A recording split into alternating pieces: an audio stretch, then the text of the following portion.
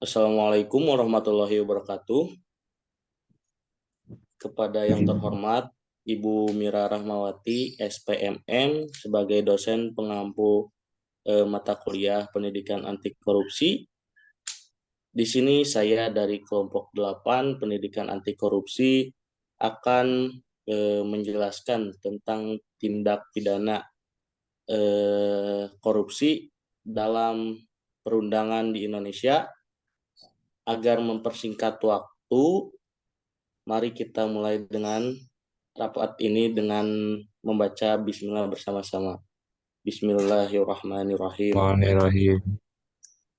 Saya Muhammad Rifa Asidiki sebagai moderator dan pemateri satu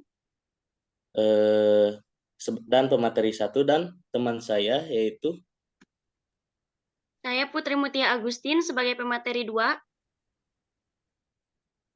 Saya Sarul Ramdhani sebagai pemateri 3. Saya Muhammad Rijal Faisal Mutakin sebagai pemateri keempat. baik, langsung saja ke materinya.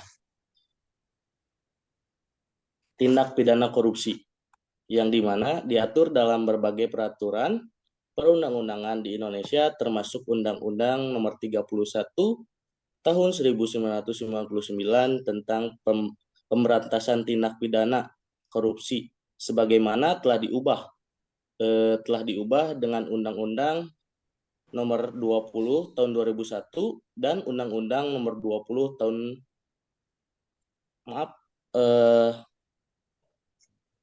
tahun 2021 tentang perubahan atas Undang-Undang Nomor 31 Tahun 1999 tentang pemberantasan tindak pidana korupsi. Bentuk-bentuk tindakan pidana korupsi yang diatur dalam perundang-undangan di Indonesia ada 5 poin. Yang pertama, penerimaan suap oleh pejabat negara atau swasta. Yang kedua, memberikan suap oleh pihak swasta. Yang ketiga, penyalahgunaan wewenang oleh pejabat negara. Yang keempat, gratifikasi. Yang kelima, markup harga dalam perdagangan barang atau jasa.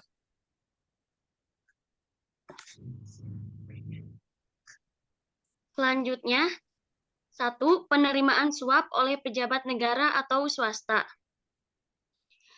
Penerimaan suap oleh pejabat negara atau swasta diatur dalam Pasal 12 Ayat 1, huruf A, Undang-Undang Nomor 31 Tahun 1999 tentang Pemberantasan Tindak Pidana Korupsi.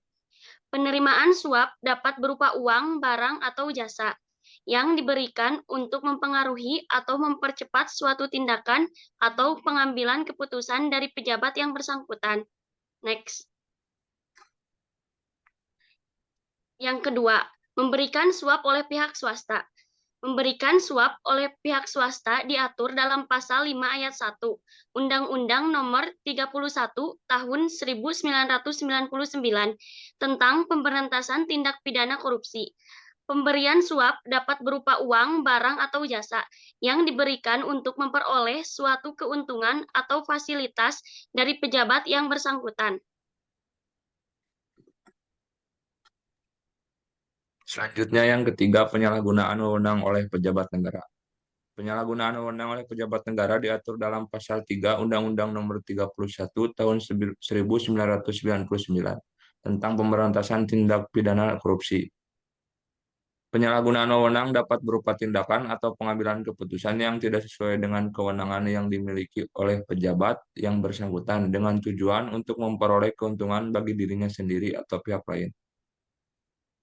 Next. 4. Gratifikasi.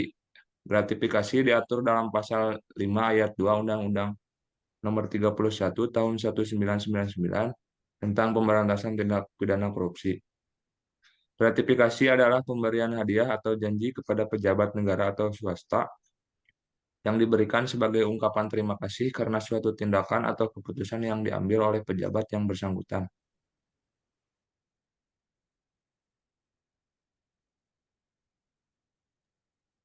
Baik, untuk selanjutnya markup harga dalam pengadaan barang atau jasa.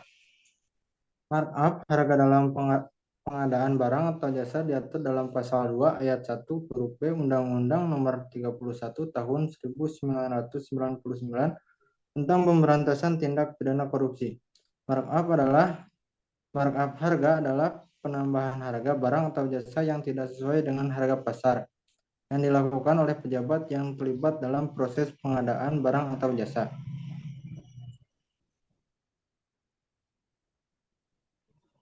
Maka pihak yang melakukan tindak pidana korupsi dapat dikenakan hukuman berupa pidana penjara.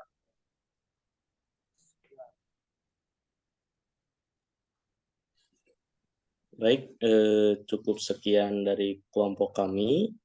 Mohon maaf apabila banyak kekurangannya.